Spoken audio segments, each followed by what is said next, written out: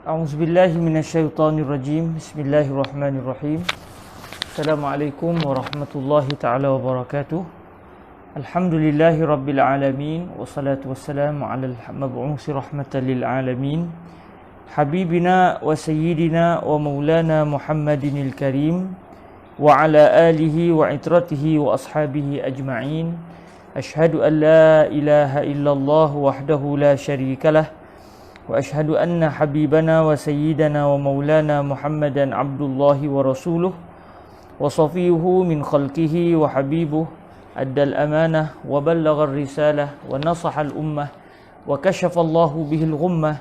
Allahumma salli wa sallim wa zid wa barik ala habibina wa sayyidina wa maulana Muhammadin wa ala ahli sayyidina Muhammad. Amma ba'd. Alhamdulillah, kita sama-sama mengucapkan terima kasih kepada Allah Azza wa Jal di atas nikmat daripada Allah kita dapat lagi bertemu pada petang yang berbahagia ini untuk kita membaca kitab Al-Waraqat yang menghuraikan prinsip-prinsip asas di dalam ilmu usulul fiqhi karangan Imamul Haramain Al-Juwaini rahimahullahu Azza wa Jal. Sedikit demi sedikit alhamdulillah sudah hampir melebihi setengah kitab sudah kita pelajari, berbaki lagi 3 sedikit saja perbahasan yang dinyatakan dalam kitab ini sebelum kita akan mengkhatamkan kitab ini insya-Allah Azza wa Jalla, mungkin dalam 10 pertemuan, mungkin dalam 15 pertemuan lagi. Semoga Allah Azza wa Jalla memberikan kepada kita kebaikan dan kefahaman daripada apa yang kita pelajari, lalu membantu kita sewaktu kita membaca kitab-kitab fiqh insya-Allah Azza wa Jal. Kerana apabila kita memahami konsep bagaimana para ulama mencari gali hukum daripada dalil-dalil syarak, maka apabila kita membaca kitab fiqh kita sudah dapat mengagak oh begini rupanya Imam Asy-Syafi'i mengeluarkan pandangan disebabkan begini-begini dalilnya, kerana daripada dalil ini difahami begini, iaitu berdasarkan konsep ilmu usul fiqh ini kita akan dapat memahami bahawa para fuqaha kita bukan bermain-main di dalam istimbat hukum, sebaliknya mereka dipandu dengan kaedah-kaedah usul fiqh yang kuat yang menjadi pegangan mereka sewaktu mereka mencari hukum hakam syarak daripada dalil-dalil yang muktabar. Para hadirin yang dirahmati Allah Subhanahu Wa Taala, insya-Allah pada hari ini kita akan mempelajari perbahasan berkenaan dengan hadis, dan insya-Allah hari ini kita akan dapat mengkhatamkannya insya-Allah Azza wa Jal. Kita akan mempelajari berkenaan dengan hadis baginda Nabi alaihi salatu wasallam, dan kita akan masuk kepada perbahasan qiyas. Cuma oleh kerana qiyas ini satu perbahasan yang panjang, jadi insya-Allah kita tengok macam mana. Kalau hari ini kita bincang, kita sempat masuk qiyas, mungkin saya hanya akan membaca mukaddimah sahaja, kerana kalau perbahasannya itu kita lanjutkan ke minggu depan takut kita dah terlupa. Kerana qiyas adalah merupakan tajuk yang paling mencabar sekali dalam ilmu usul fiqhi. Jadi insya-Allah kita akan meneliti perbahasan qiyas dengan baik insya-Allah. Dan hari ini saya target hari ini kita akan membaca beberapa helaian yang berkaitan dengan baki perbahasan tentang hadis Nabi alaihi salatu wasallam berkenaan dengan al-akhbar. Dan seterusnya kalau kita ada masa, kita akan baca mukaddimah, iaitu kita akan lihat apakah dia qiyas, kemudian pecahan-pecahan qiyas kita akan lihat pada pertemuan akan datang insya-Allah. Kerana perbahasan ia saling kait-mengait, saya takut nanti tuan-tuan dan juga saya sendiri mungkin kita akan bermasalah untuk mengingat kembali apa yang telah kita pelajari. Baik, para hadirin yang dirahmati Allah Subhanahu Wa Taala, dalam pertemuan yang lepas kita sudah pun meneliti apakah dia al-khabar al-mutawatir dan juga al-khabar al-ahad. Kita telah pun meneliti tentang khabar al-mutawatir dan juga khabar ahad. Kita dah tengok perbahasan-perbahasan yang didatangkan, dan kita tahu beza bahawa khabar mutawatir menyebabkan kita wajib beriman dengan apa yang telah dinyatakan oleh khabar mutawatir. Maksudnya wajib beriman dan wajib beramal. Manakala khabar ahad pula khabar ahad tidak menjadi dalil untuk menjadikan suatu perkara itu dianggap sebagai satu keyakinan. Maknanya khabar ahad hanya memberikan kalau khabar ahad itu berstatus sahih ataupun hasan, maka dia akan mewajibkan kita untuk berpegang dengan apa yang disebut oleh khabar ahad dari segi amalan. Namun kalau ada orang yang tidak percaya dengan apa yang disebut oleh khabar ahad, ia tidak membawa kepada kekufuran, berbeza dengan khabar mutawatir. Jadi hari ini kita akan tengok pembahagian khabar ahad. Kita akan tengok pembahagian khabar ahad yang terbahagi kepada musnad dan juga mursal. Kemudian kita akan lihat juga tentang bagaimana cara para ulama hadis meriwayatkan hadis-hadis Nabi alaihi salatu wassalam. Bismillahirrahmanirrahim. Bisnadina al-muttasil ila sayyidina al-imam al-alim al-allamah imam al-haramain abil ma'ali Abdul Malik ibni Abi Muhammadin Abdullah ibni Yusuf al-Juwaini al-Naisaburi al-mutawaffa fi 25 Rabi'ul Akhir sanata 78 wa 400 min hijratin Nabi sallallahu alaihi wa alihi wasallam radhiyallahu ta'ala anhu wa ardahu wa nafa'anna Allahu bi'ulumihi wa ulumi masyayikhihi wa talamizatihi wa qurra'i waraqatihi wa sa'iri musannafatihi wa syurrahiha Allahumma amin. Qala Imamul Haramain Al-Juwaini rahimahullahu azza wa jal wa akhbarul ahadi huwa alladhi yujibul amal wa la yujibul ilm wa yanqasimu ila qismain musnadin wa mursalin. فالمسند ما اتصل إسناده والمرسل ما لم يتصل إسناده. Baik. Imam Al-Haramain Al-Juwaini rahimahullahu azza wa jal setelah menceritakan apakah dia khabar ahad, iaitu satu perkhabaran yang mewajibkan kita untuk beramal dengan apa yang telah disebut oleh hadis tersebut,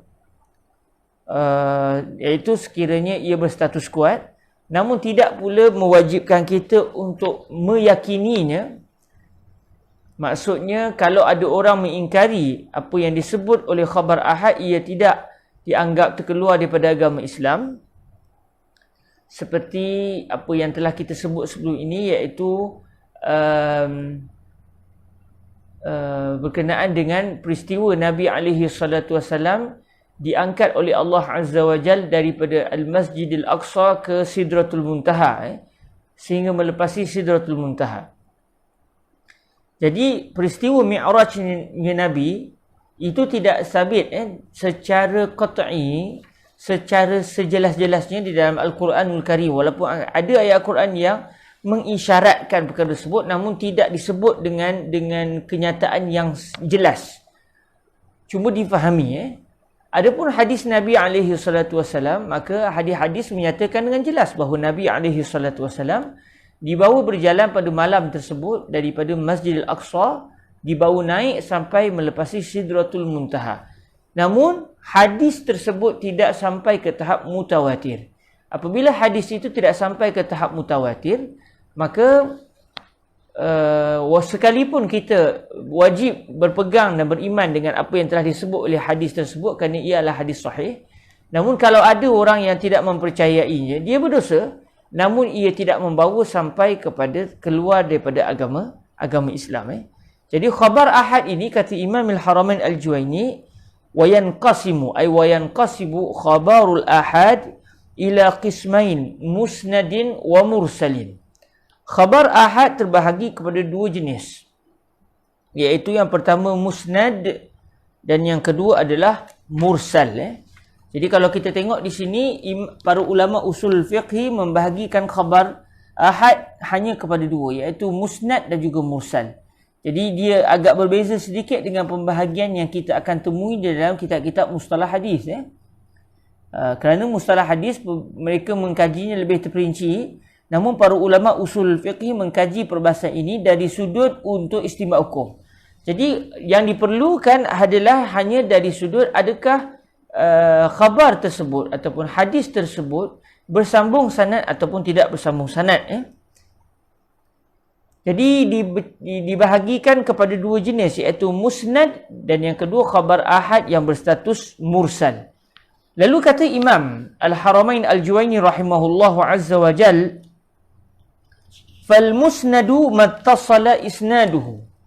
Hadis musnad, maksudnya hadis hadis ahad yang berstatus musnad adalah mattasal isnaduhu. Ma di sini maksudnya ayu khabarin ahad, ayu khabar ahad ittasala isnaduhu.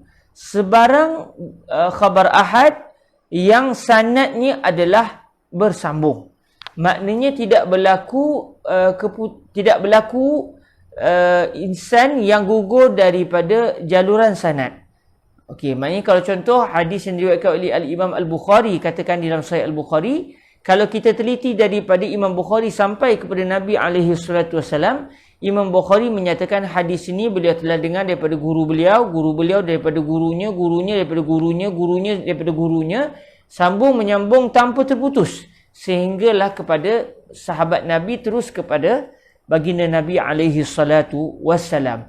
Maka hadis yang tidak terputus sanad, maknanya para ulama yang meriwayatkan hadis ini telah disebut nama mereka seluruhnya daripada orang yang telah mengumpulkan hadis seperti Imam Bukhari, Imam Muslim, Imam Ibn Majah, Imam At-Tirmizi.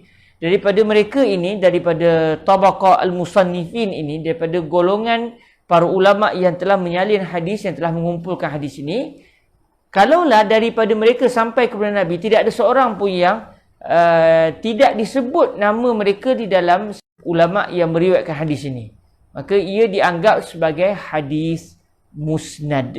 Jadi musnad maksud dia yang bersambung sanad. Jadi kalau kita tengok di sini pun dah berbeza sikit dengan istilah musnad di dalam ilmu hadis. Kalau dalam ilmu hadis bila sebut musnad, maknanya kitab-kitab hadis yang ditulis berdasarkan sahabat Nabi yang meriwayatkan hadis tersebut.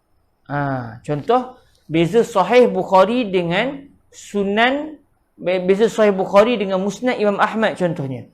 Baik diguna juga kalimah musnad.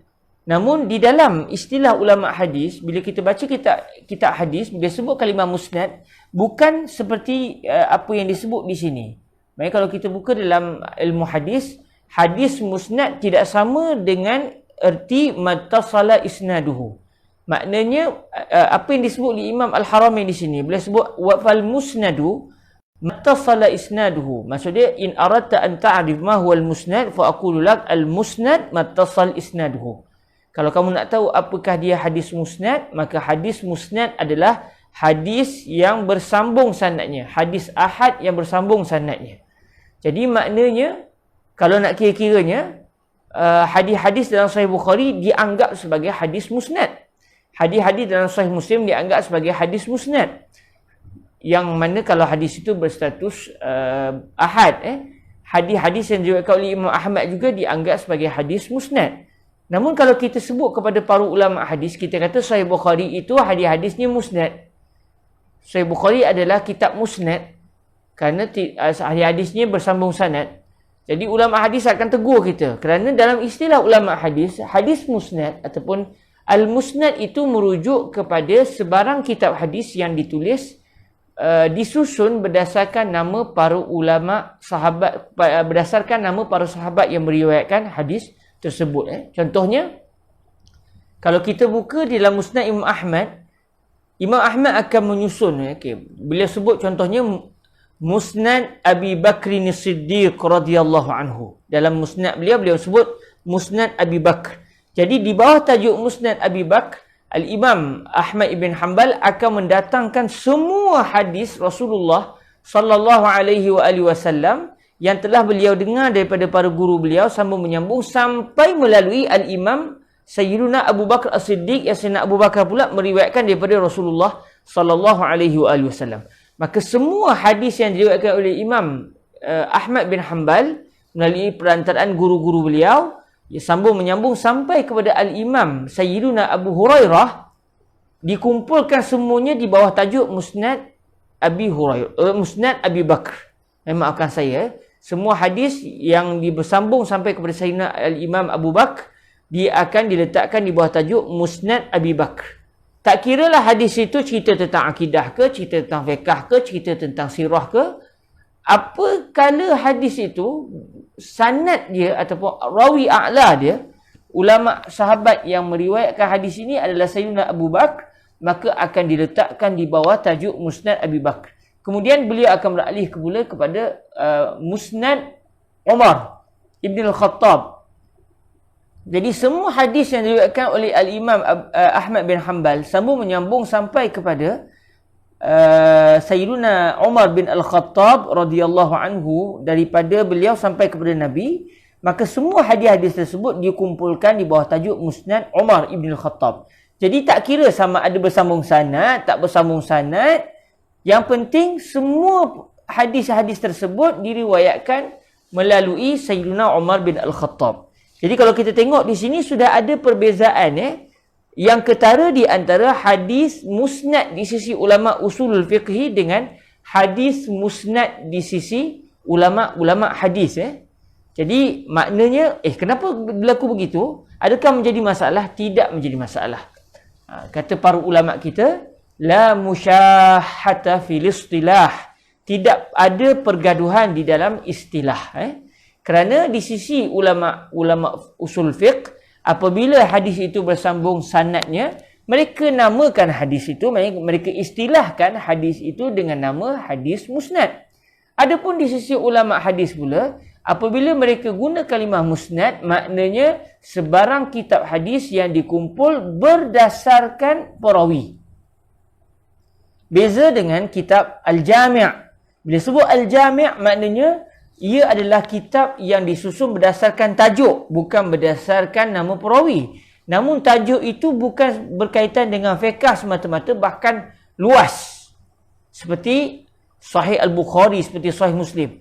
Bila sebut kalimah sunan pula, ia adalah merupakan kitab-kitab hadis yang disusun berdasarkan tajuk fiqh. Kitabut Taharah. Dalam kitab musnad, dalam Sunan Abi Dawud ataupun Sunan At-Tirmizi akan kita jumpa Kitabut Taharah. Dalam Kitabut Taharah bab kaza wa kaza, bab sekian, maka di bawah setiap tajuk itu akan dikumpulkan apa saja hadis yang berkait dengan tajuk At-Taharah.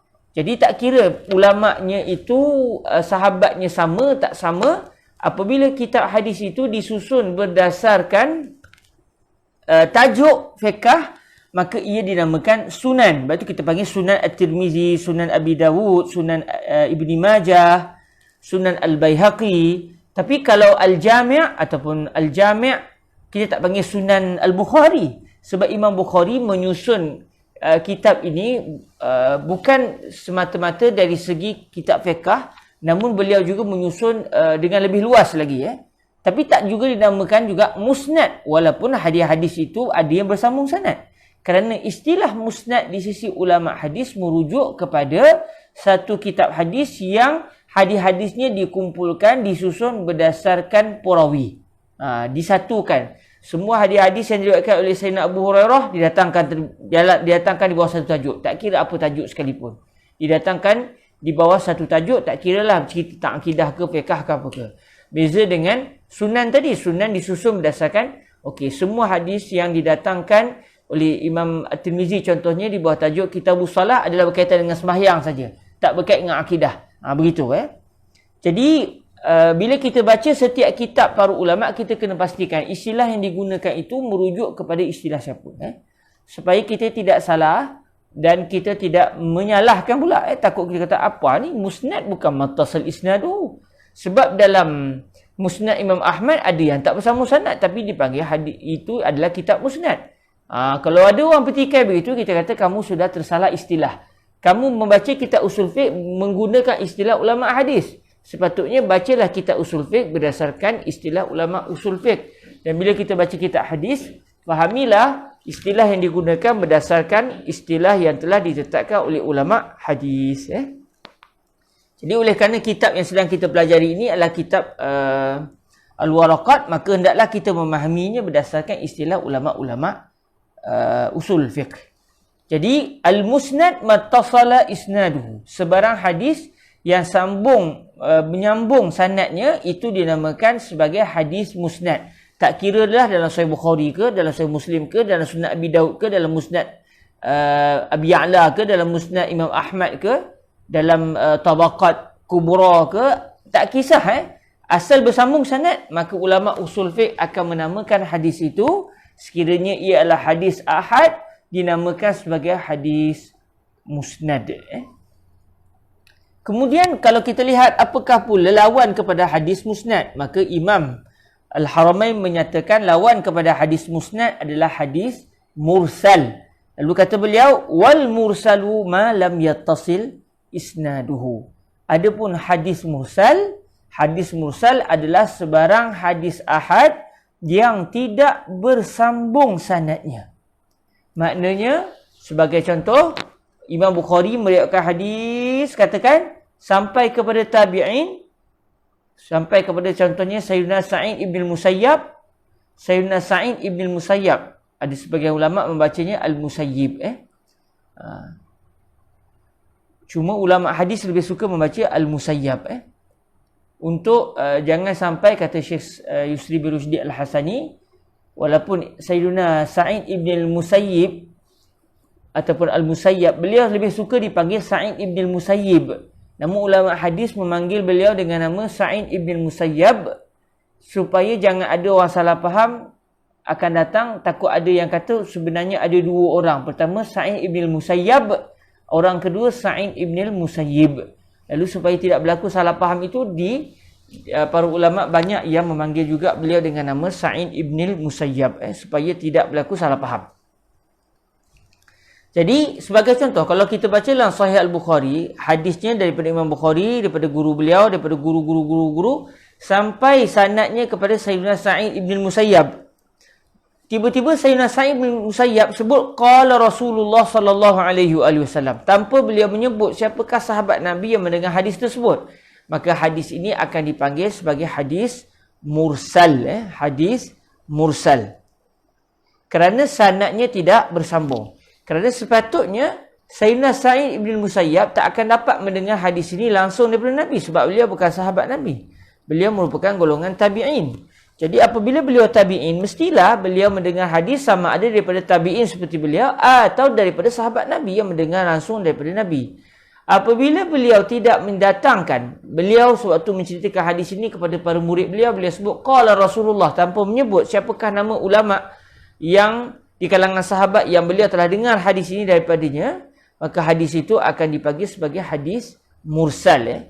Cuma di sisi ulama usulul fiqhi tidak disyaratkan perawi hadis yang tidak disebut di dalam sanad itu tak kira sama ada di mana-mana generasi sekalipun.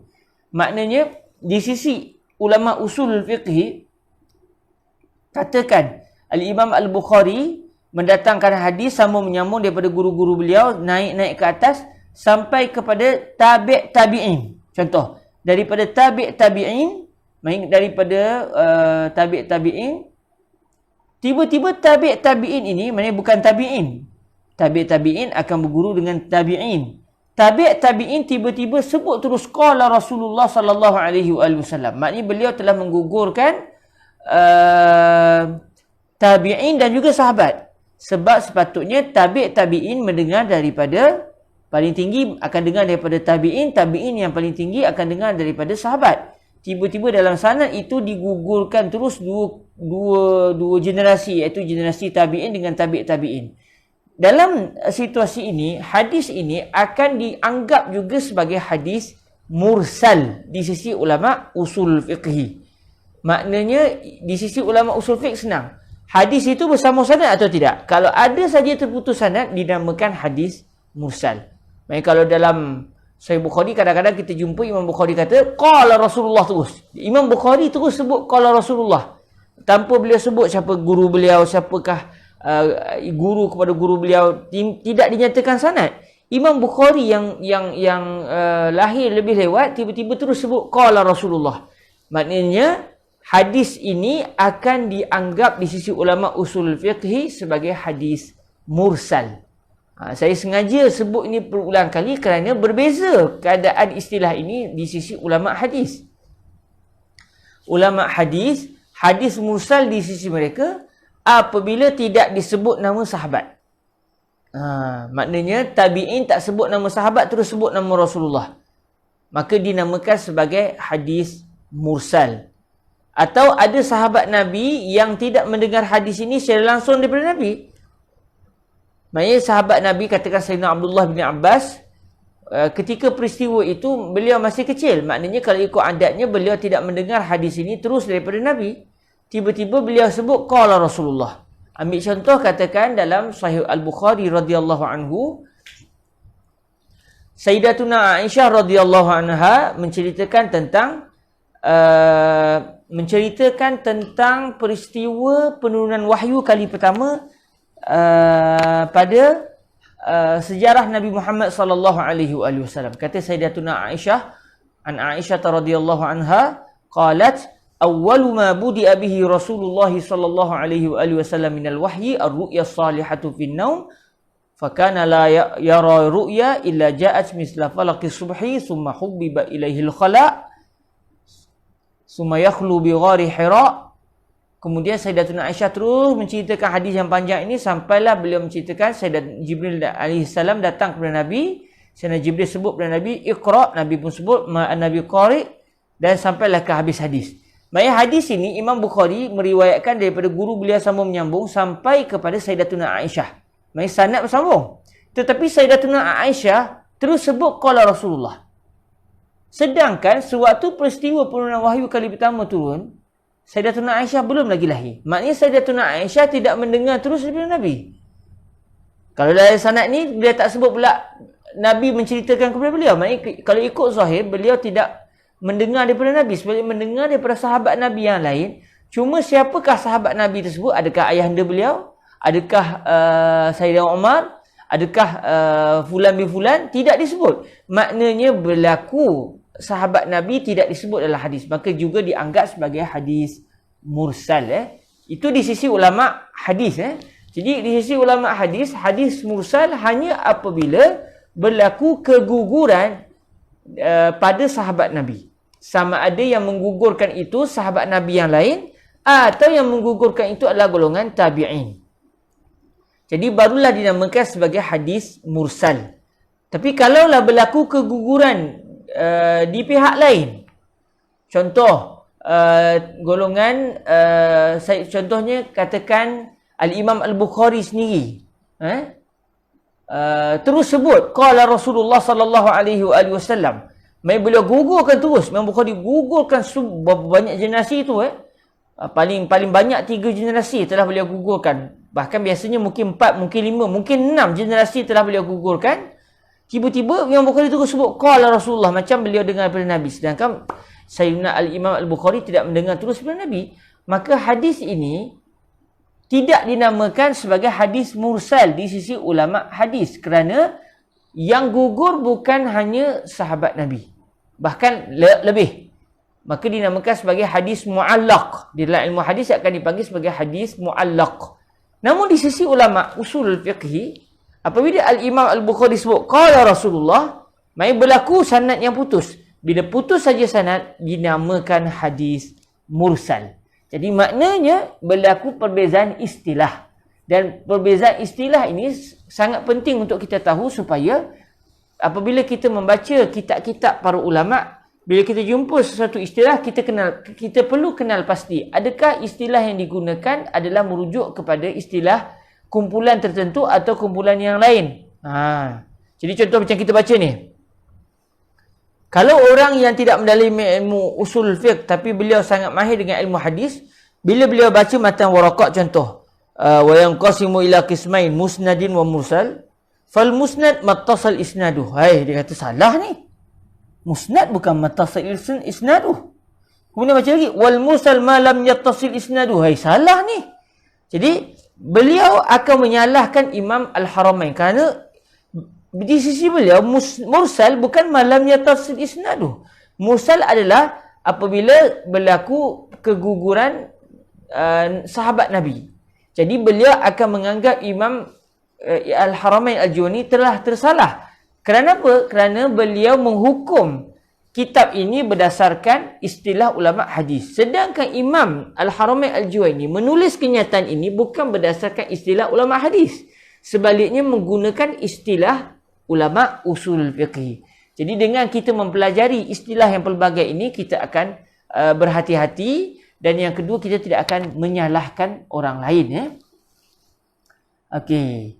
Jadi di sisi ulama usul fiqh sangat senang. Bersambung sanad atau tidak? Kalau bersambung sanad, dinamakan hadis itu hadis musnad. Kalau tidak bersambung sanad, dinamakan hadis itu sebagai hadis mursal.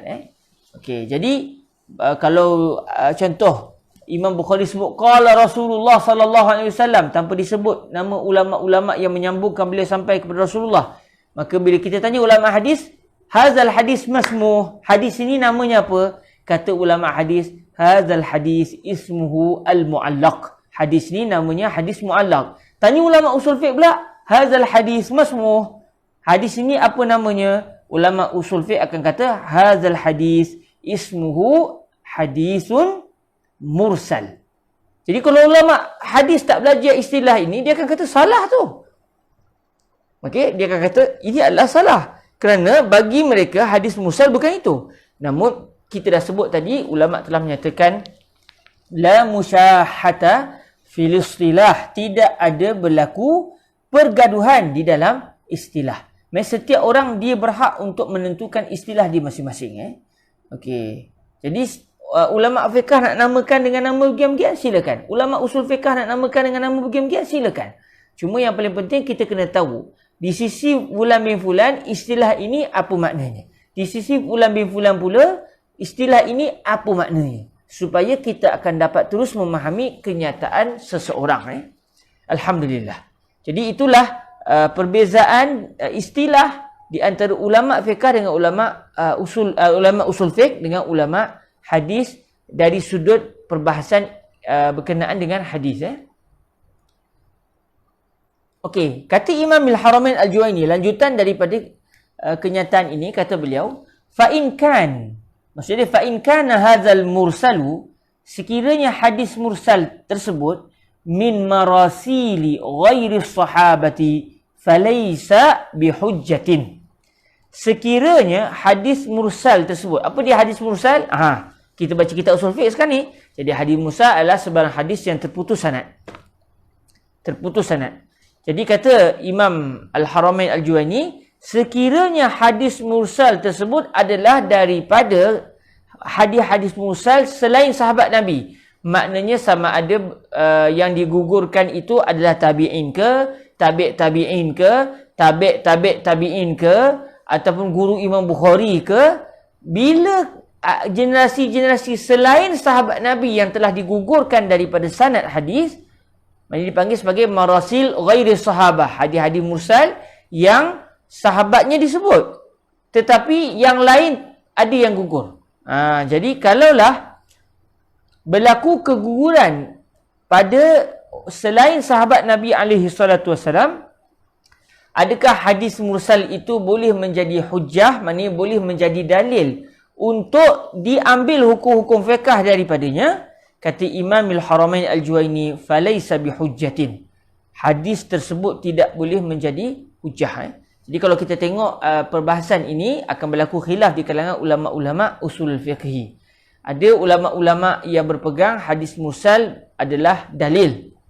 Tapi di sisi Imam Al-Haramain dan juga yang dipegang dalam mazhab kita, mazhab Imam Asy-Syafi'i radhiyallahu taala anhu, hadis-hadis mursal kalaulah yang terputus sanad itu, yang tidak disebutkan namanya dalam sanad itu adalah bukan sahabat Nabi, iaitu contohnya tabi'in ke atau tabi'in ke atau yang lain daripada mereka, maka hadis itu akan dihukum sebagai hadis dhaif.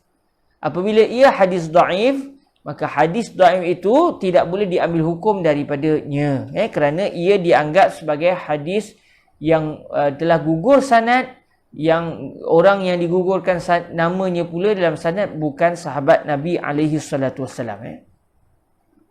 Jadi Imam Al-Haramain sebut apa? Fa in kana min marasil ghairi sahabati falaysa bihujjatin. sekiranya hadis mursal tersebut, hadis ahad yang berstatus mursal, yang bila ditengok rupa-rupanya yang digugurkan sanadnya, yang tidak disebut namanya dalam sanad hadis adalah bukan sahabat Nabi, maka hadis itu akan dianggap dhaif, maka tidak boleh menjadi hujah, tidak boleh menjadi dalil untuk hukum hakam fiqh.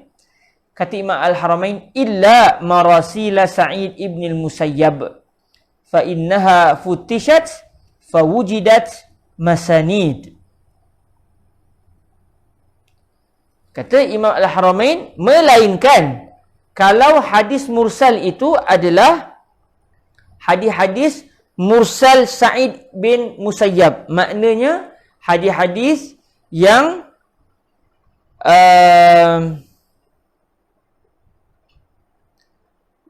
hadis-hadis yang bersambung sampai kepada Sayyidina Sa'id bin Musayyab. Okey, hadis-hadis yang bersambung sampai, oh, maafkan saya tuan-tuan, saya sudah tersilap saya sudah tersilap menghurai sikit. Okey, saya ulang sekali lagi. Kata Imam Al-Haramain, fa in kana min marasili ghairi sahabah, maknanya sekiranya yang tidak disebutkan di dalam sanad itu adalah orang-orang yang selain daripada sahabat Nabi. Maknanya yang tidak disebut, betul. Maafkan saya ingat saya tersalah terjemah. Betul, saya terjemah betul. Maafkan saya. Pedih juga kadang-kadang. Okey, maknanya kalaulah yang tidak, yang berlaku keguguran dalam hadis itu adalah selain sahabat Nabi. Selain sahabat Nabi. Maknanya yang gugur tabi'in contoh, atau tabi'in ataupun sebagainya, tak kiralah dalam masa yang sama nama sahabat juga digugurkan ataupun tidak. Yang penting ada orang selain sahabat Nabi yang digugurkan. Jadi tidak akan menjadi dalil. Melainkan sekiranya orang ataupun hadis yang berlaku keguguran sanad pada generasi selain daripada Allahumma salli ala sayyidina Nabi,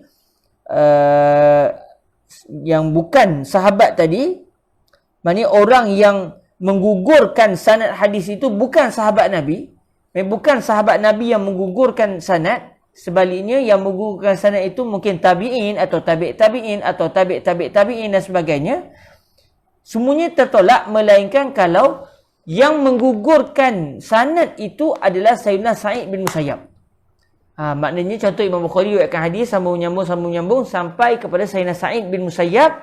Sayyidina Sa'id bin Musayyab sebut qala Rasulullah sallallahu alaihi wasallam. Maknanya ini sudah dianggap marasil ghairi sahabah, kerana ada sahabat kerana ada sahabat Nabi yang digugurkan namanya. Sedangkan yang menggugurkan sanad ini pula adalah Sayyidina Sa'id. Sayyidina Sa'id tak sebut siapa sahabat Nabi yang beliau dengar hadis ini daripada mereka.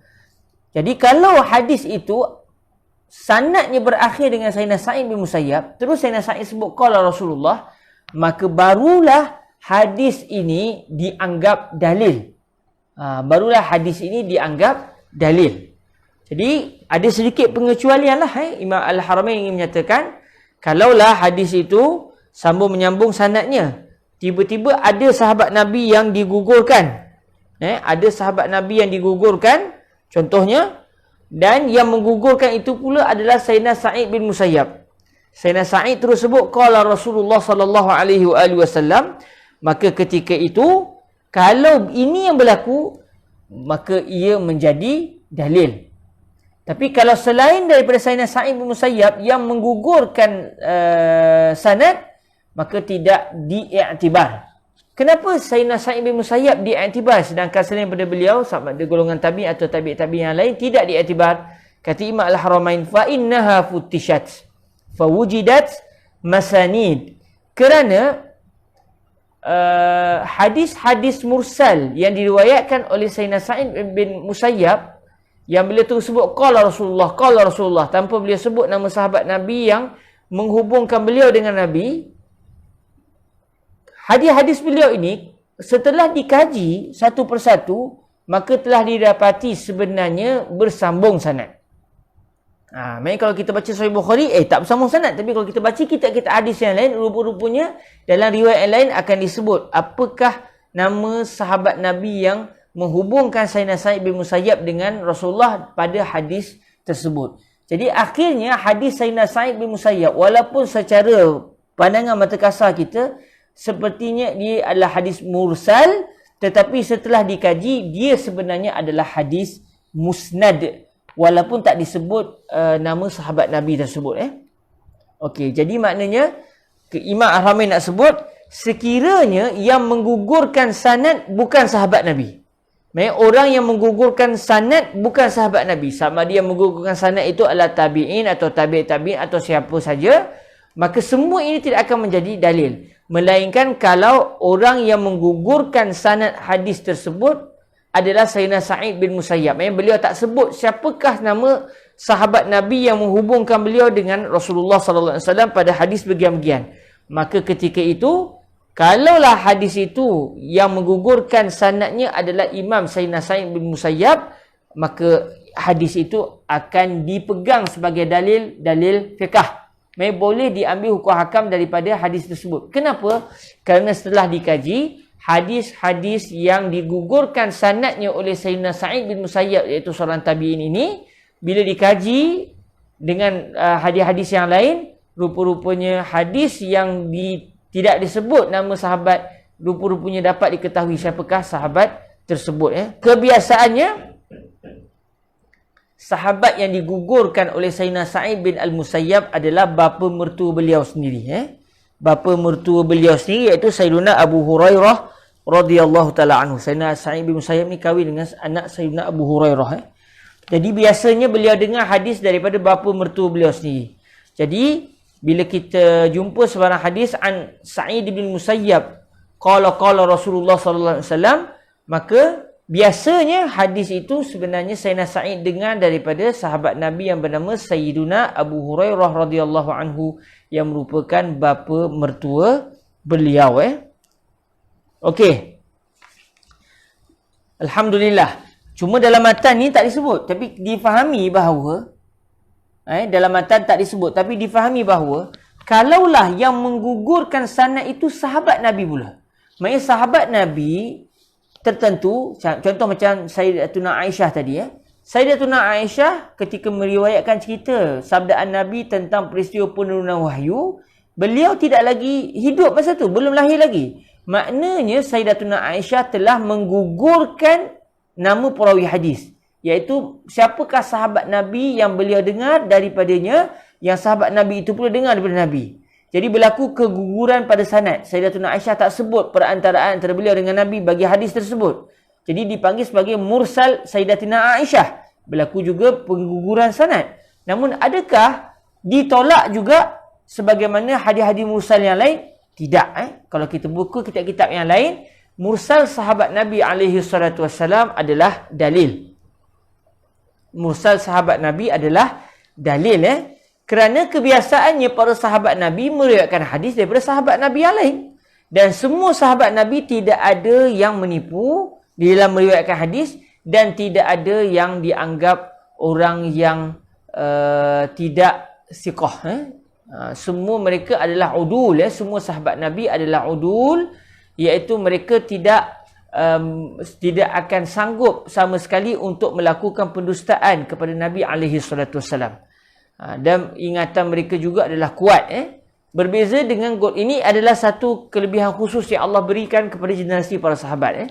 Apabila mereka sudah menjadi sahabat Nabi, Allah Ta'ala mencampakkan dalam jiwa mereka satu rasa kehormatan yang tinggi pada Nabi, sampai mereka tidak akan mampu sama sekali melakukan pendustaan terhadap Nabi. Tapi generasi selepas itu berlaku, ada yang sanggup membuat pendustaan, ada yang tak buat pendustaan, tapi kekuatan hafalan mereka lemah pula. Mereka tidak berniat berdusta, tetapi kekuatan hafalan mereka lemah dan mungkin mereka tersilap di dalam meriwayatkan hadis. Jadi, oleh kerana selain sahabat Nabi tidak memiliki pengkhususan ini, maka hadis-hadis mursal selain mursal sahabat ditolak, melainkan kalau mursal itu adalah mursal Sayyidina Sa'id bin Al-Musayyab. Adapun hadis-hadis mursal sahabat-sahabat Rasulullah sallallahu alaihi wasallam, contoh Sayyidatuna Aisyah meriwayatkan satu hadis tanpa disebut sanad yang menghubungkan beliau dengan Rasulullah, Maka biasanya yang berada di tengah-tengah itu adalah sahabat Nabi juga. Tak kiralah walaupun kita tak tahu namanya siapa, tetapi sahabat Nabi, mana-mana sahabat Nabi pun adalah dipercayai dan tidak akan memiliki kemampuan untuk melakukan pendustaan kepada Rasulullah. Bahkan mereka direzekikan dengan kekuatan hafalan yang kuat. Jadi mereka ni memang meriwayatkan hadis tu betul. Siqah lah istilahnya. Siqah, adil dan juga siqah. Jadi mereka ini tidak akan sama sekali melakukan pendustaan. Jadi sama ada kita tahu perantaraan itu ataupun tidak memberi masalah. Berbeza kalau selain daripada sahabat Nabi. Contoh kalau mana-mana sahabat, mana-mana golongan, contoh macam Sayyidina Imam Bukhari sebut qala Rasulullah terus. Tapi kalau Imam Bukhari dia ada satu perbahasan khusus, kita ambil contoh lain lah. Katakan Imam Waqi', Imam Waqi' terus sebut qala Rasulullah. Jadi di antara Imam Waqi' nak ke Nabi tu ada orang lain di kalangan tabi'in, di kalangan sahabat.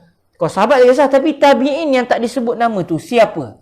Adakah ianya kuat hafalan ataupun lemah? Adakah dia ni seorang pendusta ataupun tidak? Oleh kerana tidak pasti dan tidak diketahui siapa yang diriwayatkan hadisnya oleh Imam Waqi' contohnya, maka di atas dasar berhati-hati hadisnya akan dihukum sebagai hadis dhaif.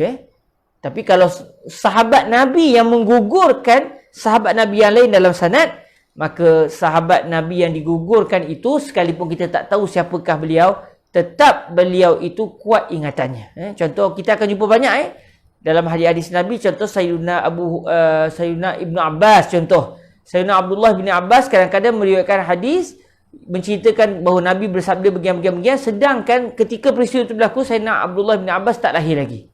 Jadi maknanya Sayyidina Abdullah bin Abbas telah meriwayatkan daripada sahabat Nabi yang lain. Cuma siapakah sahabat Nabi yang lain itu tidak disebut dalam sanad. Jadi kita pun tak tahu. Walaupun tidak diketahui, tidak menjadi masalah, kerana Sayyidina Abdullah bin Abbas seorang sahabat Nabi dan dipercayai. Beliau dengar daripada sahabat Nabi yang juga dipercayai walaupun tak tahu siapakah beliau. Tapi tetap dipercayai yang tidak akan melakukan pendustaan kepada Nabi. Dan sahabat itu menceritakan daripada Nabi, maka bersambung sanadnya. Maka sebab itu, mursal sahabat dianggap musnad. Dianggap juga musnad secara hukum.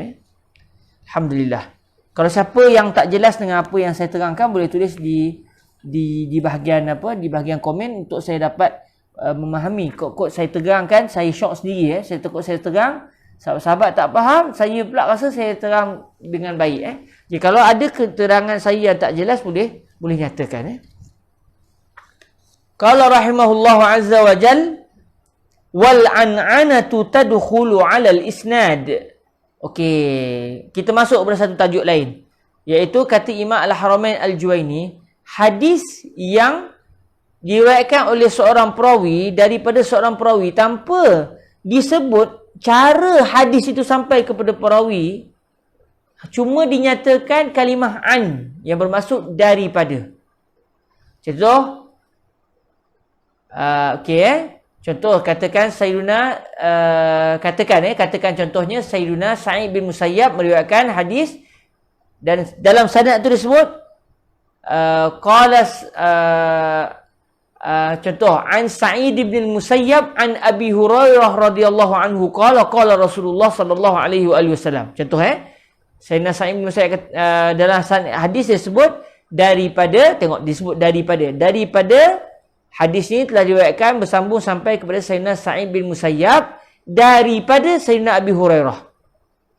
Tidak disebut bahawa beliau sebut saya telah mendengar daripada Sayyidina Abu Hurairah ataupun Sayyidina Abu Hurairah telah berkata kepada saya. Tak disebut begitu. Cuma disebut daripada.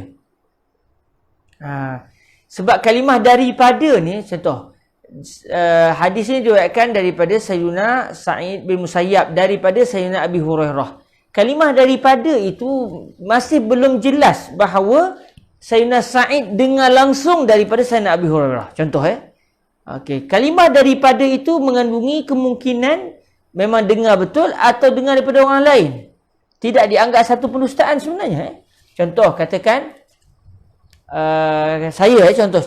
katakan saya mendengar satu hadis daripada Syekh Yusri, katakan Syekh Yusri bin Rushdi mendengar daripada Syekh Abdullah Al-Ghumari. Contoh saya telah mendengar hadis daripada Sayyiduna Syekh Yusri bin Rushdi. Sayyiduna Syekh Yusri mendengar daripada Sayyiduna Abdullah Al-Ghumari. Tiba-tiba saya sebut pada tuan-tuan, saya kata an Sayyidina Abdullah Ibn Siddiq Al-Ghumari bisanadihi ila Rasulullah sallallahu alaihi wasallam qala Rasulullah sallallahu alaihi wasallam. Contoh, saya kata daripada Sayyiduna Syekh Abdullah Al-Ghumari dengan sanad beliau sama menyambung sampai kepada baginda Nabi.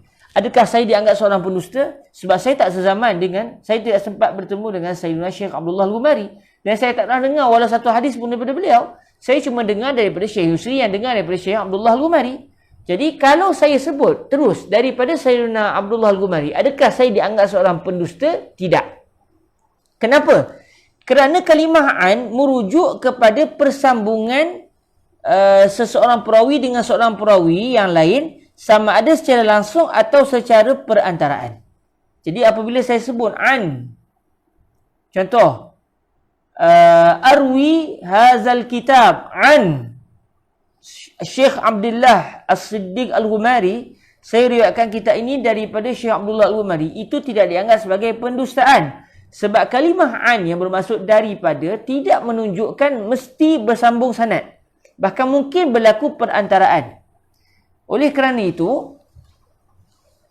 kalimah an ini kemungkinan menunjukkan berlaku percantuman sanad atau berlaku percantuman sanad tetapi secara perantaraan tanpa disebut orang yang berlaku mursal, berlaku perawi yang tidak disebut sanad. Oleh kerana hadis yang dalam sanadnya tidak disebutkan dengan jelas, saya mendengar fulan bin fulan ataupun fulan bin fulan telah berkata kepada saya ataupun qala fulan bin fulan telah berkata, tak disebutkan dengan begitu, maknanya dia mungkin musnad, mungkin mursal. Secara akalnya mungkin hadis itu berstatus musnad iaitu bersambung sanad, atau sebenarnya berlaku keguguran sanad iaitu hadis mursal. Cuma oleh kerana ada dua kemungkinan ini, yang kuatnya apa? Kalau kita jumpa satu hadis disebut an fulan, an fulan, an fulan, kita tengok memang dia orang tu sezaman dan memang dia orang pernah bertemu. Cuma memang betul ke dia dengar hadis ni daripada fulan, ke dia dengar daripada orang lain yang orang tu dengar daripada fulan? Tak disebutkan. Cuma disebut daripada fulan, daripada fulan, daripada fulan sampai kepada pengarang, sampai kepada Rasulullah contoh. Jadi ketika itu, oleh kerana ada dua kemungkinan, hadis ini mungkin musnad, mungkin mursal, timbullah perbahasan. Adakah hadis mu'an'an? Maksudnya hadis yang sanadnya hanya disebut kalimah an. Adakah ia dianggap sebagai hadis mursal atau musnad? Maksudnya kita nak iktibar dia sebagai musnad atau mursal. Kata Imam Al-Haramain Al-Juwaini, wal an'anatu tadkhulu 'ala al-isnad. Hadis al-mun'an'anah maksudnya hadis ahad yang berstatus mursal, hadis ahad yang sanadnya hanya disebut kalimah an tanpa disebut dengan jelas, proses hadis itu dipindahkan kepada perawi yang seterusnya, ianya masuk ke atas atau masuk di dalam kategori hadis musnad. Sebab tu disebut wal an'anatu tadkhulu 'alal isnad. Maksudnya hadis yang seperti ini, hadis yang dalam sanadnya digunakan kalimah an, hadis ini akan dihukum sebagai hadis musnad. Dia dianggap berlaku persambungan sanad. Okey. Cuma kata para ulama, melainkan kalau perawi hadis itu terkenal sebagai seorang mudallis, terkenal sebagai orang yang dia sezaman dengan guru dia, tetapi ada hadis dia tak dengar daripada guru dia, dia dengar daripada orang lain dan orang tu dengar daripada guru dia. Tiba-tiba dia terus sebut daripada gurunya. Dia guna kalimah an. Okey. Contoh. Katakan ini banyak berlaku. Saya berguru dengan Fadilatul Syekh Said bin Syatur Asy-Syafi'i. Fadilatul Syekh Said bin Syatur Asy-Syafi'i berguru dengan Syekh Ali bin Jum'ah. Kadang-kadang Syekh Said akan sebut kepada kami ucapan-ucapan yang beliau dengar daripada Syekh Ali Jum'ah. Beliau akan sebut kepada kami apa yang beliau dengar daripada Syekh Ali Jum'ah. Dan Alhamdulillah Syekh Ali Jumaah masih sihat sampai ke hari ini. Moga-moga Allah memberikan kebaikan kepada beliau dan memberikan kesihatan kepada beliau. Allahumma amin. Saya juga pernah hadir dalam majlis Fadilatul Syekh Ali Jumaah. Maksudnya saya juga pernah mendengar ucapan Syekh Ali Jumaah secara terus. Dan saya juga pernah mendengar ucapan Syekh Ali Jumaah bukan secara terus tapi melalui perantaraan guru saya Syekh Said Shaltut. Okey. Katakan, saya ini memang terkenal sebagai orang yang suka sebut saya daripada Syekh Ali Jumaah beliau telah berkata. Saya terus sebut begitu. Sedangkan kadang-kadang ada yang saya dengar terus, ada yang saya dengar tidak secara terus. Maksudnya kadang-kadang saya dengar ucapan tu bukan daripada Syekh Said. Saya dengar ucapan itu bukan daripada Syekh Ali Jumaah tapi saya dengar daripada Syekh Said Shaltut. Kadang-kadang saya dengar daripada Syekh Ali terus. Cuma saya ni kadang-kadang walaupun saya tak dengar terus daripada Syekh Ali Jumaah, saya terus sebut daripada Syekh Ali Jumaah. Okey, saya terus sebut daripada Syekh Ali Jumaah. Jadi kalau saya terkenal sebagai orang yang jenis macam tu, maka saya dianggap sebagai mudallis. Saya dianggap sebagai mudallis. Apabila saya dianggap sebagai mudallis, maka kalaulah saya meriwayatkan sebarang ucapan daripada Syekh Ali Jumaah tanpa menyebut saya dengar daripada Syekh Ali Jumaah ataupun Syekh Ali Jumaah sebut kepada kami. Saya tak sebut begitu. Saya hanya terus daripada Syekh Ali Jumaah beliau telah berkata. Contoh. Kalau saya memang perangai sebelum ni suka sandarkan kepada Syekh Ali Jumaah walaupun saya tak dengar direct daripada Syekh Ali Jumaah dan saya guna kalimah an daripada, maka saya akan berstatus mudallis dan sebarang hadis yang diriwayatkan oleh seseorang mudallis dengan perantaraan kalimah an daripada, maksud dia, maksudnya hadis tu hadis mu'an'an, hadis yang sanadnya digunakan kalimah an, maka ia dihukum sebagai hadis dhaif, iaitu dihukum sebagai hadis mursal. Ianya akan dihukum sebagai hadis mursal, ya. Okey. Jadi kalau kita praktikkan, kalaulah contoh tuan-tuan dengar daripada saya kata daripada Syekh Ali Jumaah beliau telah berkata begini. Jadi adakah status kenyataan saya tadi kuat ataupun tidak? Musnad ataupun mursal? Dalam masa yang sama saya memang terkenal sebagai seorang yang walaupun tak dengar direct daripada Syekh Ali, saya guna kalimah an. Tanpa saya sebut perantaraan guru saya Syekh Said Shaltut yang dengar terus daripada Syekh Ali Jumaah. Maka kalau saya jenis begitu, kalau saya sebut daripada Syekh Ali Jumaah, ucapan tadi berstatus mursal, tidak berstatus musnad. Maksudnya dianggap dhaif sebab mungkin orang yang saya dengar itu adalah orang yang lemah dan dia pula dengar daripada Syekh Ali Jumaah. Okey. Kalau pula saya ini terkenal sebagai orang yang hanya guna kalimah an kalau saya dengar terus. Kalau saya tak dengar terus, saya akan sebut nama guru saya menyambungkan ucapan itu kepada yang bercakap. Contoh, saya memang terkenal. Kalau saya dengar daripada Syekh Ali Jumaah, saya akan sebut an. Kalau saya tak dengar daripada Syekh Ali Jumaah, saya akan kata an syaikhi qala Syekh Ali Jumaah. An syaikhi Said Shaltut qala Syekh Ali Jumaah. Daripada guruku Syekh Said Shaltut, beliau telah berkata daripada Syekh Ali Jumaah. Memang saya faham begitu. Saya hanya guna kalimah an untuk merujuk kepada ulama yang saya dengar direct. Maka kalau saya guna kalimah an Syekh Said Shaltut qala Syekh Ali Jumaah, statusnya adalah kuat kerana saya tidak dianggap mudallis. Bila saya bukan mudallis, hadis mu'an'an yang diriwayatkan oleh orang yang bukan mudallis, hadisnya berstatus musnad, ia berstatus musnad. Tapi kalau saya punya perangai, saya suka sebut an Syekh Ali Jumaah contoh, dalam masa yang sama saya bukan orang yang dengar direct daripada Syekh Ali Jumaah, maksudnya saya seorang mudallis. Kalau saya riwayatkan dengan menggunakan kalimah an, riwayat itu dianggap dhaif. Melainkan kalau saya terangkan dalam riwayat yang lain, sami'tu, saya telah mendengar Fadilat Syekh Ali Jumaah qal, bagian.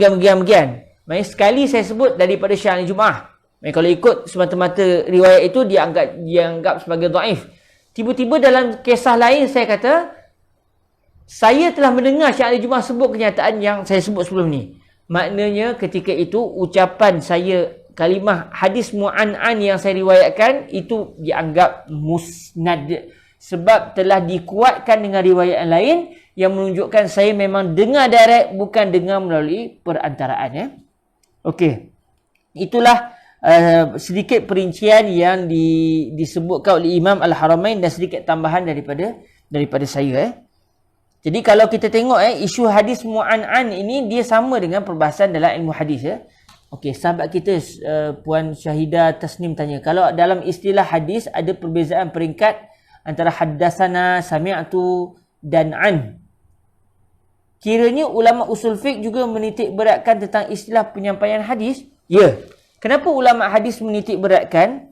Kerana istilah an, istilah sami'tu, istilah haddatsana, istilah akhbarana adalah merupakan cara untuk meneliti sama ada hadis itu bersambung sanad ataupun tidak.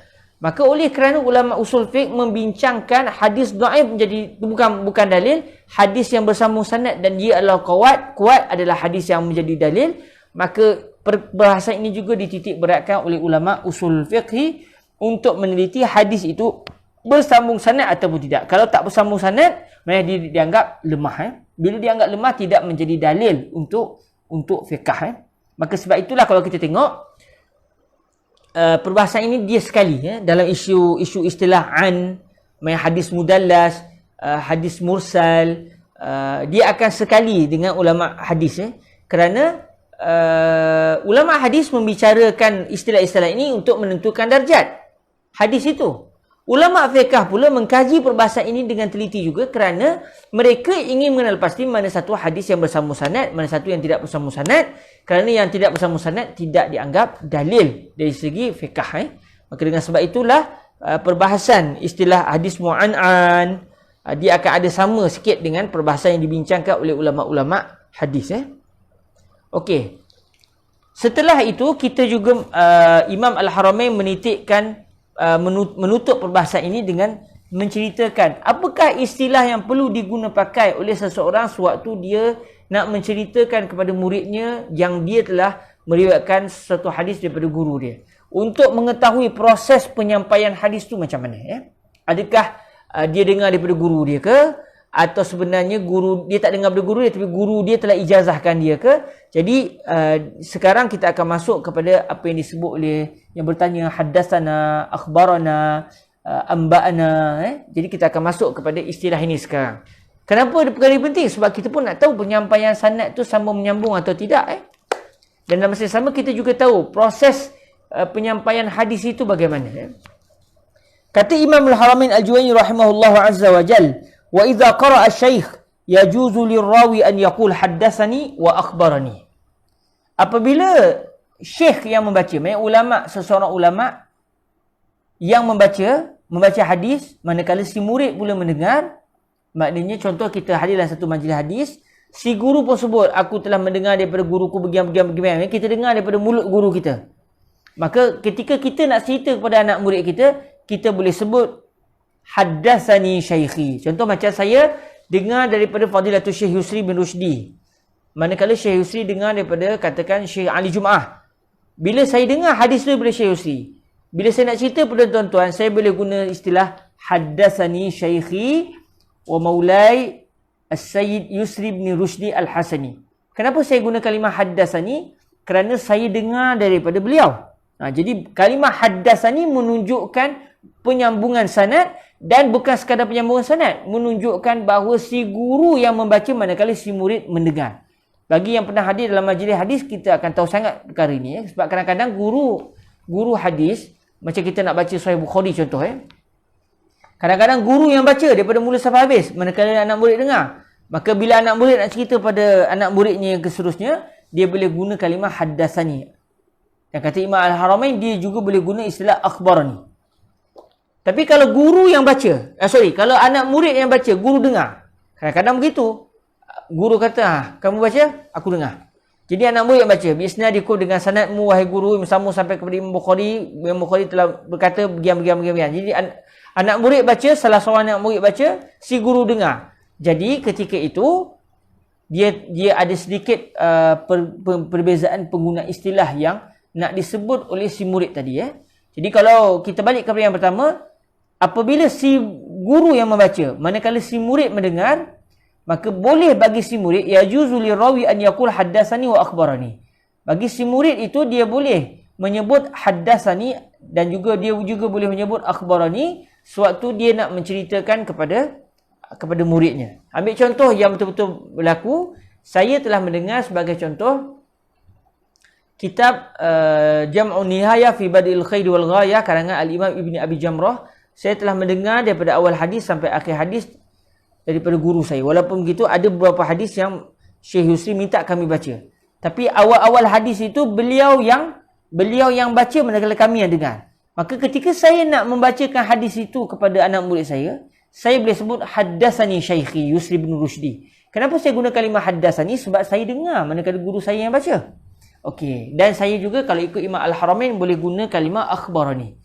Pun begitu ada sedikit perbezaan. Ada ulama kita kata kalau haddatsani maknanya guru yang baca murid dengar. Tapi kalau akhbarani murid yang baca guru pula dengar. Jadi ada sedikit perbezaan istilah di kalangan para ulama kita.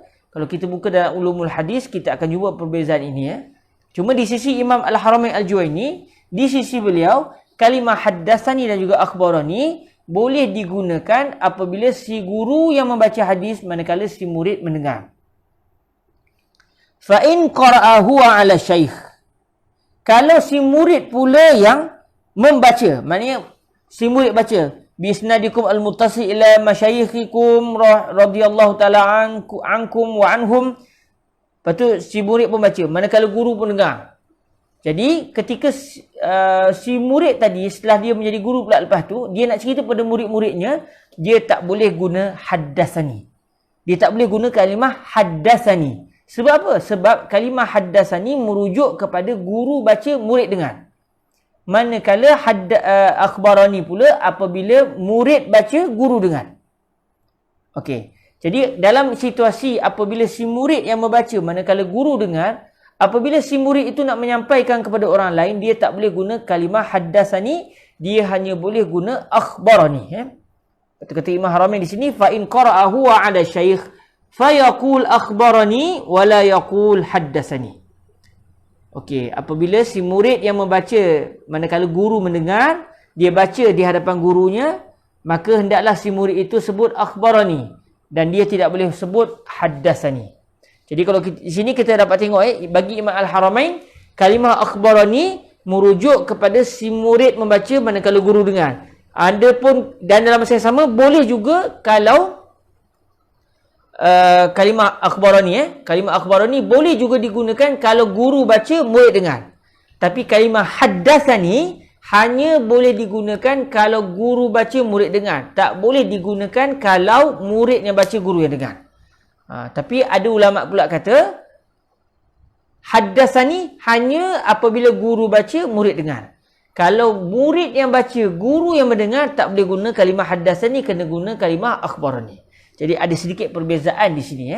Kalau kita tengok dalam kitab-kitab yang lain, mereka akan kata haddatsani hanya kalau guru baca murid dengar. Kalau murid baca guru dengar, guna kalimah akhbarani. Kalau kitab Imam Haramain pula, Imam Haramain sebut kalau guru baca murid dengar, boleh guna haddatsani, boleh juga guna akhbarani. Tapi kalau murid yang baca guru yang dengar, hanya boleh sebut akhbarani, tak boleh guna kalimah haddatsani. Okey. Qala rahimahullahu azza wa jal, wa in ajazahu syaikh min ghairi qira'atin. Kalau pula si murid tak pernah dengar hadis tu daripada gurunya. Contoh, saya pernah hadir dalam majlis-majlis Syekh Ali Jumaah.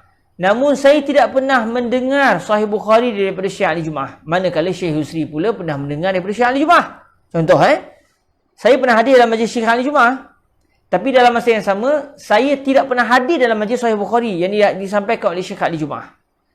Saya pernah hadir hanya dalam majlis Syekh Yusri bin Rushdi yang mendengar daripada Syekh Ali Jumaah. Baik. Dalam masa yang sama, Alhamdulillah, Syekh Ali Jumaah telah mengijazahkan kami meriwayatkan Sahih Bukhari daripada beliau. Tanpa saya dengar Sahih Bukhari daripada beliau.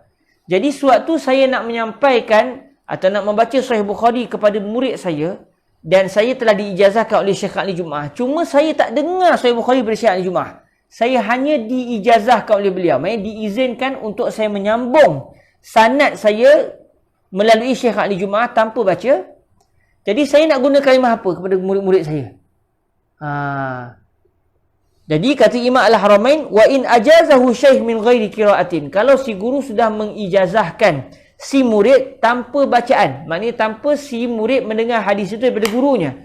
Macam situasi saya sendiri. Saya pernah mendengar hadis-hadis daripada Syekh Ali Jumaah tapi tak pernah dengar hadis Sahih Bukhari daripada beliau. Jadi cuma alhamdulillah beliau telah mengijazahkan kami Sahih Bukhari. Jadi apabila saya nak baca Sahih Bukhari kepada anak-anak murid saya dan saya nak menggunakan atau saya nak mendatangkan sanad Syekh Ali Jumaah, saya kena sebut apa? Amba'ani Asy-Syaikh Ali bin Jumaah. Saya sebut amba'ani. Amba'ani Tak boleh saya guna kalimah haddatsani ataupun saya guna kalimah akhbarani. Sebab haddatsani juga akhbarani menunjukkan saya dengar daripada beliau. Kalau haddatsani maknanya saya dengar beliau baca. Kalau saya sebut akhbarani, kalau dalam istilah Imam Bukhari, Imam Al-Haramain Al-Juwaini, akhbarani juga mungkin menunjukkan saya yang baca atau salah seorang anak murid baca, Syekh Ali yang dengar, atau Syekh Ali yang baca kami dengar. Tapi kalau guna kalimah amba'ani, itu menunjukkan saya tak dengar daripada beliau, cuma saya diijazahkan oleh beliau. Sampai setahap itu ke ulama bincang? Ya. Kenapa? Kalaulah contoh, wa'iyazbillah min zalik, saya yang tak pernah dengar Sahih Bukhari daripada Syekh Ali Jumaah, tiba-tiba saya buat majlis bacaan Sahih Bukhari, ketika saya mendatangkan sanad, saya kata, haddatsani Asy-Syaikh Ali bin Jumaah. Apa yang berlaku? Saya sudah berdusta. Apabila saya telah berdusta, maka riwayat saya dianggap maudhu'. Maknanya riwayat saya dianggap palsu. Sebab saya telah berdusta, saya guna kalimah haddatsani ataupun saya guna kalimah akhbarani. Sedangkan setelah dikaji, saya tak pernah pun dengar Sahih Bukhari daripada Syekh Ali Jumaah. Maka ketika itu saya adalah perawi yang dusta. Perawi yang dusta, hadisnya tidak boleh menjadi dalil. Jadi kalau perkara ini berlaku pada era Sayyidina Imam Bukhari, berlaku pada era Sayyidina Imam Muslim, kalaulah berlaku seorang perawi hadis yang tidak dengar hadis itu daripada gurunya, tetapi diijazahkan, tiba-tiba dia guna kalimah haddatsani ataupun akhbarani, maka hadis itu akan dihukum sebagai hadis maudhu'. Kerana dia tak dengar, tiba-tiba dia kata dengar. Walaupun dia tak kata sami'tu, tapi dia guna kalimah akhbarani ataupun haddatsani. Kalimah akhbarani dan juga haddatsani menunjukkan berlaku periwayatan secara mendengar. Tapi kalau dia mendapat secara ijazah, dia nak guna istilah apa? Kata Imam Al-Haramain, diijazahkan oleh gurunya. Tanpa dia mendengar hadis itu daripada si guru tersebut, dia kena guna sewaktu dia nak sampaikan hadis kepada murid-muridnya, dia kena guna kalimah ajazani. Atau dia juga boleh guna kalimah akhbarani, tetapi dia kena lapik satu lagi kalimah, iaitu ijazatan. Kalau dia sebut akhbarani saja, dia dianggap dusta. Tapi kalau dia sebut akhbarani ijazatan, dia guna kalimah ijazatan, maka dia telah menunjukkan bahawa dia tidak mendengar hadis itu daripada gurunya, namun diijazahkan daripada gurunya. Jadi perkara ini sangat penting dan masih terpakai sampai ke hari ini. Contoh macam katakan, sebagai contoh, saya setiap hari Rabu membaca kitab Syekh Abdullah Al-Ghumari. Dan kitab Syekh Abdullah Al-Ghumari saya tidak diijazahkan oleh Syekh Abdullah, tetapi Syekh Abdullah telah mengijazahkan kitab-kitab beliau kepada Syekh Yusri bin Rushdi. Syekh Yusri juga alhamdulillah telah mengijazahkan kepada saya seluruh riwayat beliau. Alhamdulillah. Cumanya sepanjang hidup saya sampai setakat ini, saya belum lagi pernah mendengar Syekh Yusri bin Rushdi membaca kitab, sebagai contoh, saya baca pada hari Rabu baru ni, kitab Tamamul Minnah. Tamamul Minnah karangan Syekh Abdullah Al-Ghumari. Kitab Tamamul Minnah ini saya tak pernah pun mendengar dan membacanya di hadapan Syekh Yusri. Cuma saya diijazahkan oleh Syekh Yusri. Dan Syekh Yusri juga diijazahkan oleh Syekh Abdullah Al-Ghumari. Jadi ketika saya nak baca kitab Syekh Abdullah Al-Ghumari dan saya nak datangkan sanad, saya kena sebut Amba'ani Sayyidi Syekh Yusri. Amba'ani Syekh Yusri. An Syekh Abdullah Al-Ghumari ijazatan. Contoh, saya kena guna kalimah amba'ani. Ataupun saya boleh juga guna kalimah akhbarani Syekh Yusri ijazatan. Barulah saya dianggap sebagai orang yang amanah dalam menyatakan proses sanad itu sampai kepada saya. Tapi kalau saya kata haddatsani Syekh Yusri, orang dengar, maknanya dia pernah belajar kitab daripada Syekh Yusri. Rupanya tak pernah.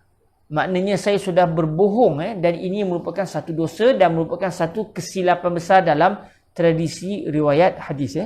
Jadi kalau saya hanya diijazahkan tanpa pernah mendengar kitab itu ataupun hadis itu daripada guru saya ataupun daripada fulan bin fulan, saya hendaklah menggunakan kalimah amba'ani ataupun akhbarani ijazatan. Dan di sana juga ada istilah-istilah yang lain yang disebutkan oleh para ulama kita. Cuma dalam kitab ini sebagai ringkasannya, Imam Al-Haramain hanya menggunakan dua istilah, iaitu ajazani ataupun amba'ani ijazatan. Alhamdulillah Rabbil Alamin. Maka selesailah perbahasan kita. Ya Rabbi, maafkan saya, kita sudah hampir sejam setengah, maafkan saya kerana mengambil masa. Alhamdulillah selesailah kita membaca perbahasan berkenaan dengan khabar, dan alhamdulillah moga-moga dapat difahami dengan baik. Dan insya-Allah dalam pertemuan yang akan datang kita akan masuk dalam satu tajuk yang sangat penting dalam ilmu usul fiqh, iaitu tajuk berkenaan dengan qiyas. Tajuk ini adalah tajuk yang paling mencabar. Namun dalam kitab ini didatangkan hanya perbahasan-perbahasan kasar. Kerana kitab ini dikarang untuk orang yang baru berkenalan dengan ilmu usul fiqh.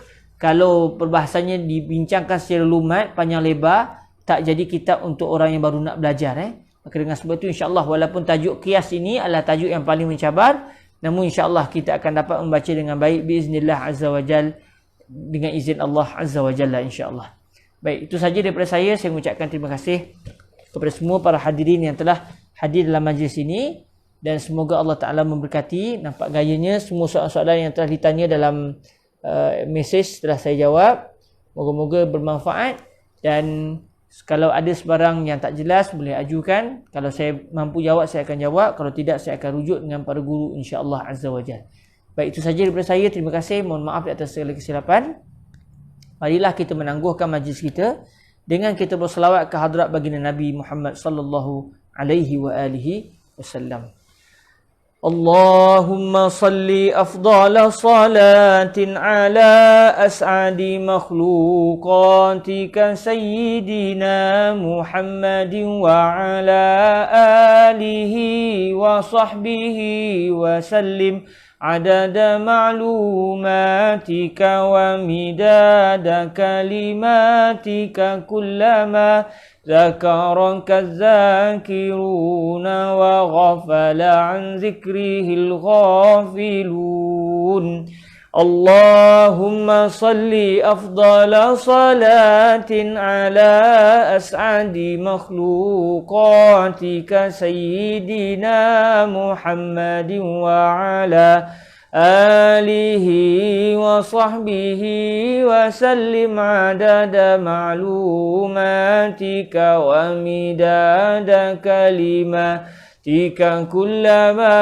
ذكرك الذاكرون وغفل عن ذكره الغافلون اللهم صل أفضل صلاة على أسعد مخلوقاتك سيدنا محمد وعلى آله وصحبه وسلم عدد معلوماتك ومداد كلماتك كلما ذكرك الذاكرون وغفل عن ذكره